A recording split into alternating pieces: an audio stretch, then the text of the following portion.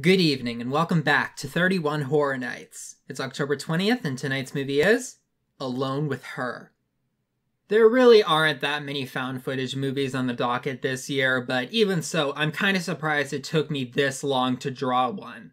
This is a movie from 2006 about a stalker who uses a bunch of spy cameras to infiltrate a woman's house and her life.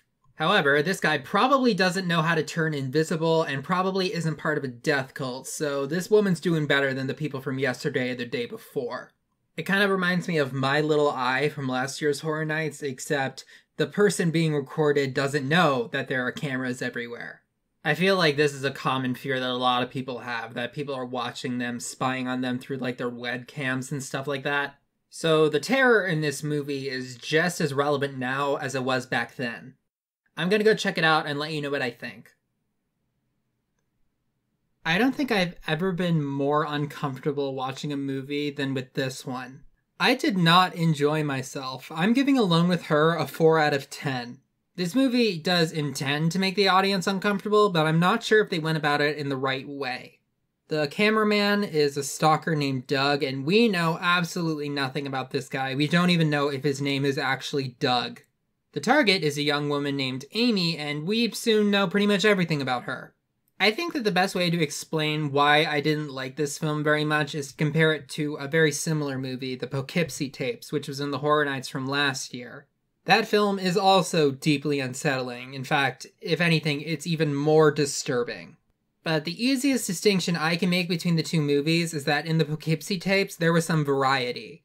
That movie was framed as a documentary about this killer using the tapes that he's recorded of his exploits. So it wasn't just on him the entire time. There was interviews, there was other things, and even when it was on him, there was more than just one victim. It talked about several of his victims. Alone with Her is not like that at all. For the entire movie, except for like 2 minutes at the beginning and maybe 30 seconds at the end, it's just this one guy stalking this one woman.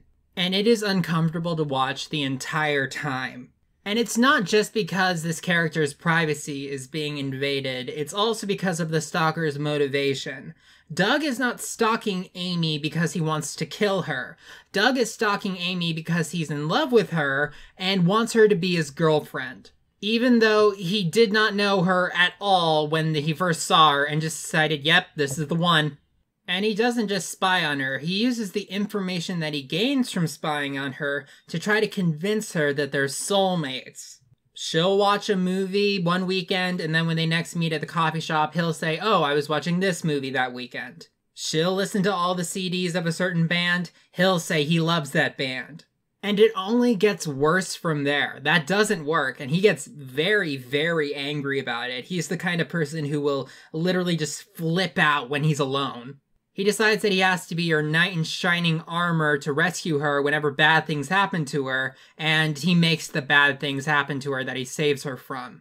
What the killer did to the main victim in the Poughkeepsie Tapes, the whole psychological manipulation, slave-making, Stockholm Syndrome thing, is way more disturbing than that. But we didn't see every step of that process. It was implied, and we just saw the end product of it. I prefer that to what we ended up getting in this movie.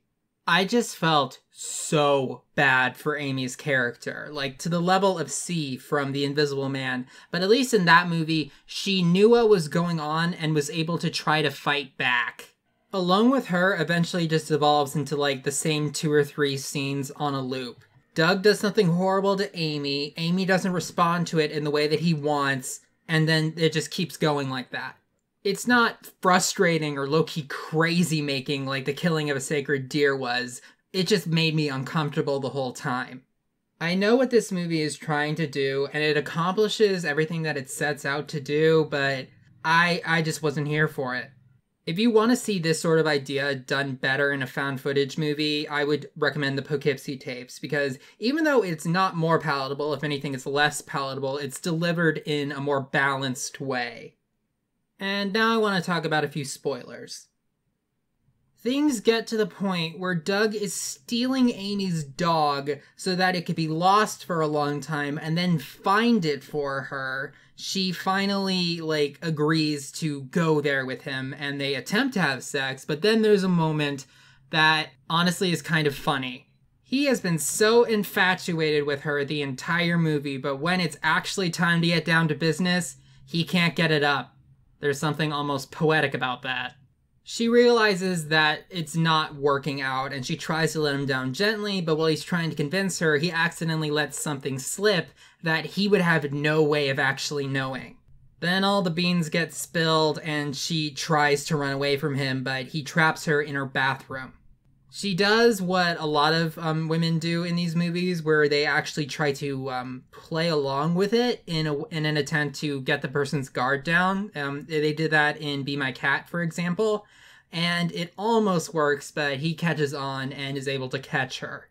Then I suppose he decides that if he can't have her, nobody can, and he strangles her until she dies. And then you see him find a new woman to fixate on, and the movie just ends.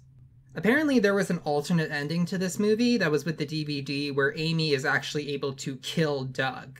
And the last part of the movie is her tearing her house apart trying to find all the cameras. And there were a lot of them. It was probably about a dozen.